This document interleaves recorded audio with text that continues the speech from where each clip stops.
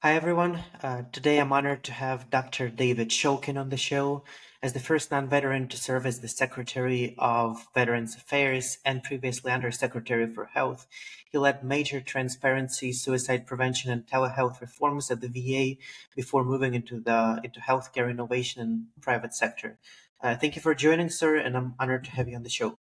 Glad to be here. Absolutely.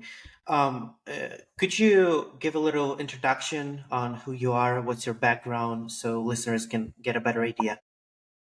I'm a physician. I've spent my career in the private sector running healthcare systems, mostly in the northeast part of the country. And then in 2014 was approached by the White House about coming to help fix the problems in VA at the time. So I joined the Obama administration and stayed through that and then became Trump's first VA secretary in 2017. And how your career proceeded after your position as the Secretary of VA? Well, I've continued to feel strongly about advocating for our veterans and making sure that they are getting the types of care and services that they've earned.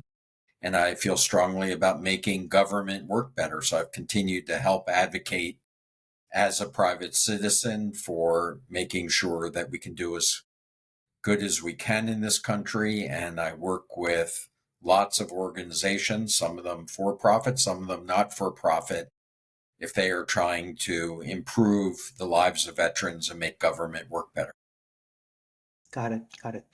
Um, First topic I want to dive a little bit deeper into is leadership. This is something that I love to discuss with many different guests. As a person who led this huge organization in the government, and you have ton of experience in private sector, what is your philosophy on leadership or some principles that you can share? I think the leader has the responsibility of setting the goals and objectives for an organization, whether it's a private company or whether it's a government led agency. When you're leading a government agency, you also have additional responsibilities, and that is to be a good steward of taxpayer resources, to be ensuring that you're following the laws and regulations that have been set out for you by Congress and by the executive branch. But most importantly, to make sure that you're serving the citizens of the country, the reason why that agency is there. So, in order to do that, you have to be transparent. You have to be clear about what those objectives are. And you have to be principle based, because in Washington, there's a lot of people who are advocating for you to make decisions one way or the other that can benefit themselves or their companies. But you have to have a principle in which you make decisions. And as a private citizen who went into government, you have to be prepared to walk away from the job if those principles are violated. And so I think that's all part of leadership. Got it. Got it. And are there any significant differences between leading a private sector organization versus a government-based organization? Oh, they're completely different. Most people don't think that. And I didn't think that. When I was the CEO of a large hospital health system, I figured, how different could it be? Healthcare is healthcare. People are people. You treat diseases. But it was a completely different system of care, a completely different culture. I couldn't rely upon my gut instincts like I could when I was in the private sector. You have to learn the way that things are being done. It doesn't mean that you have to continue to enforce the way that things have been done in the past. But in order to become effective, in order to become knowledgeable about a system that you may be trying to change, you first have to learn it. And this is not intuitive. It takes time to do it. It's one of the reasons why, even as busy as I was as secretary or as undersecretary of the agency, I would put on a white coat and I'd put on a stethoscope and I'd go see veterans in the clinics, because I needed to understand how this system worked and how it was different than the private sector, and what ways I thought it was better and what ways I thought it may not be better, so I could actually be able to achieve better performance for that system. Yeah, got it. Um, as I mentioned, you were the first non-veteran to take on this role. What made you um, well, probably a lot of factors made you decide to pursue this, but why Veterans Affairs specifically? What is the connection between you and the military that you had as you went into this role? Yeah, first of all, let's be clear. I wasn't looking for this role. I was the CEO of a large system in northern New Jersey. I was pretty happy doing what I was doing, and I got approached by the president, by the White House. And so I, like I think most Americans would do when the president asks you for help and says that they really think that you're the right person to help them do it. I would hope most people would agree to go and help, and I simply did that. Not, I didn't run for anything. I wasn't seeking it, but I did feel like I had experience and knowledge that might be helpful, and so I agreed to do that. Now, am I a patriotic American? Absolutely. Did my father serve in the Army? Yes. Was I born on an Army base? I was. Did my grandparents serve in the U.S. military? They did. And so I am very grateful. I did not personally have the chance to serve. I was in medical school in my 20s and busy doing other things, but I've always regretted not having the opportunity to give back to a great country and to a place that, like most of us, my family were immigrants at one point. And, I'm always very grateful to this country and for the opportunities it provided to me and my family. And so it was an honor to be able to serve and to give back. Yeah, yeah, you definitely gave back in a huge way as you were as you served in those positions. Um, what were your biggest takeaways, maybe some insights of the system that you got as you spend your time at the VA as a secretary, maybe something that people don't understand about it. Well, as I mentioned, when I was approached first by President Obama to come and to help lead the VA healthcare system, it was a time of a national crisis that was called the wait time crisis. Veterans coming back from Iraq and Afghanistan, veterans who were getting older, who were Vietnam era, weren't able to get the type of care and access to care that they needed. It was called a wait time crisis, and it resulted in then the resignation of the VA secretary and the VA undersecretary and many others. So I came in at a time that things weren't working very well. And I came in with an open mind. I thought, look, I might find a system that was so broken and so dysfunctional that the very best thing I could do is to tell the president, it's time for us to shut this place down and to move veterans into the private sector, which I knew very well because I had been running private sector healthcare my entire career. But when I got there and I really took the time to understand what the VA system was offering and the care they were delivering, I soon became very convinced that the VA was a necessary agency, that it was important for our national security, that veterans could not find that type of care in the private sector, and it would not be in the veterans' interest to shut this system down. So I worked very hard to try to fix the problems that I saw and to make sure that I was a strong advocate for a strong VA healthcare system, as well as the rest of VA, which provides benefits in cemetery or memorial services. Yeah, so your understanding and vision also evolved as you were serving. Yes. Hmm. Well, obviously, VA is a very big organization, and there's always bureaucracies, and speed is one of the problems. So when lives are on the line, what, how you made sure that the organization moves with enough speed to address the problems that veterans had at the moment? Well, that's one of the misunderstandings that I think that people have about government. They think that it's big and slow moving and bureaucratic. I did not find that. When the leader of the organization, which I had the privilege of being, comes out and says clearly, we're going to do something. There's no question about it. And it needs to be a priority. It gets done in the VA in a way that frankly doesn't happen when I was running private sector hospitals. So this is somewhat of a military like culture in that once orders are given, they're called directives when you write them down as the secretary or the undersecretary. People want to do the right thing. And so they follow those and they make sure that they're implemented because there is a mission when you work at VA, and that is to care for those who have served. And people don't want to let their fellow brothers and sisters down who they've served. So I did not find this to be a slow moving bureaucratic organization. I think what we often see is it's the failure of the leaders of those organizations to be clear and bold and to be able to explain to the workforce and to the people that they're serving, like veterans, why it is that they're taking certain actions and why it is important. And I'll give you one example. When I came in, and I was facing this large wait time crisis that had been going on for a very long time because it took me 11 months to get confirmed by the US Senate in my first time around. So I had a lot of time just waiting. But when I got there, the first thing that I did was I called for a national stand down.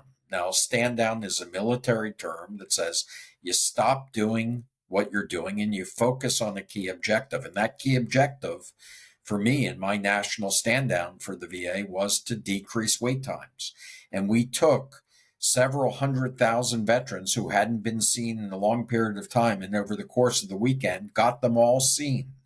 And I challenge any private healthcare organization to operate with that level of urgency and efficiency and to get the job done.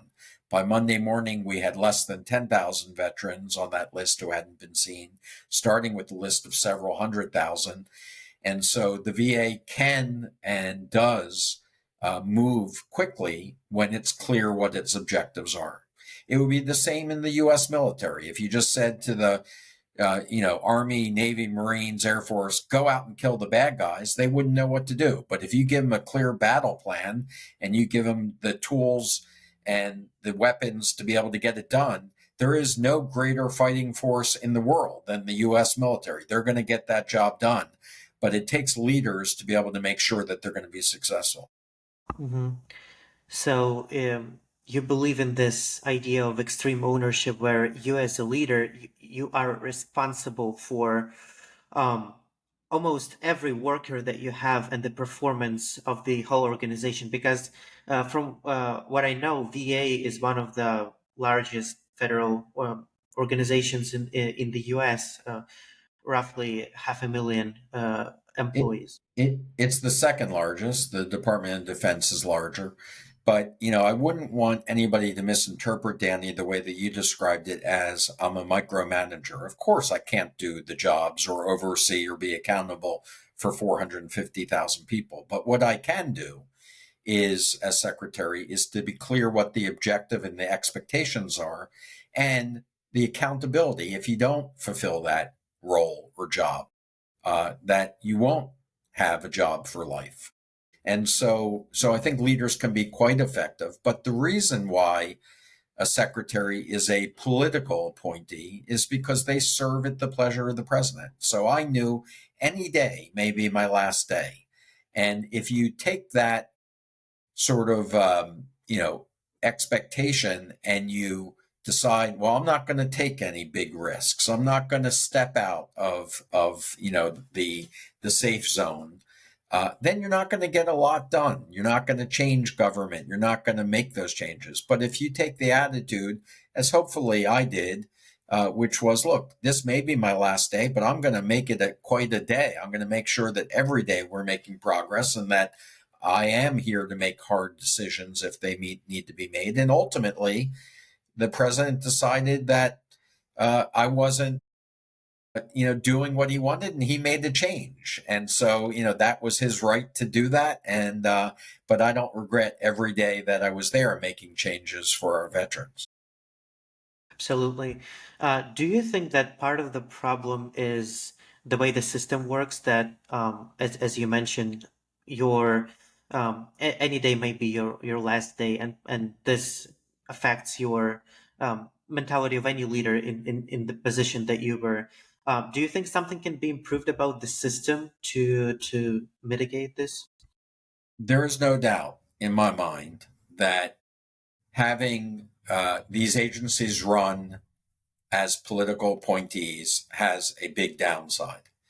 And, if you think about coming into a brand new organization as large as something like the VA, but most government organizations are large, and it takes anybody, no matter how smart you are, a while to understand and to learn your organization and to put plans in place. Often, political appointees will be gone in 2 years. And so it is a constant start over. It's what I call 51st dates of government. You're constantly seeing new people coming in saying that they're committed to change. And by the time that they start implementing the change, they're gone.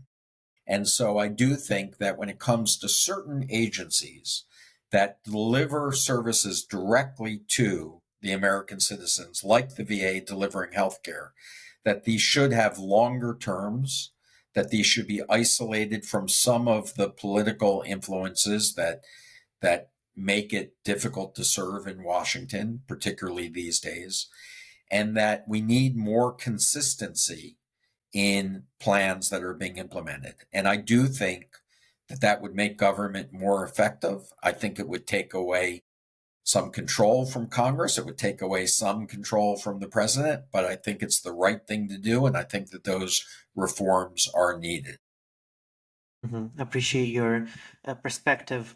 Uh, one of the topics that I'm also interested in is um, looking at healthcare today, say from startups to big systems organizations. Where do you see the next frontier of innovation for veteran focused medical care will be?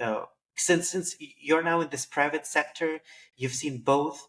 Um, where do you think the approach to Veterans Affairs should be evolved? I do think that the government systems that run the VA need to be modernized. It's one of the reasons why I made a controversial decision to move VA away from a homegrown electronic health record to a commercial electronic health record. At the time, I didn't know what AI was, but I knew that there were tools coming down the road that were being worked on in the private sector that just weren't even begun to be developed in the government system. And I knew that if we wanted to keep the veterans healthcare system the best that we could offer for decades to come, we were going to have to make that move to a more technologically sophisticated platform that was run in the private sector. And so I made that decision. It's been a very, very slow conversion, but I do think that we're now beginning to see that effort pick up. That will allow VA to be able to take advantage of many of these new, predictive analytics and artificial intelligence systems so that people can make better choices and clinicians can have better aids to make better diagnostic and therapeutic decisions. This will fundamentally change the way the care is delivered, and something that I think desperately is needed within systems like the Defense Health Agency and the Department of Veteran Affairs. My next question is for listeners building businesses or teams.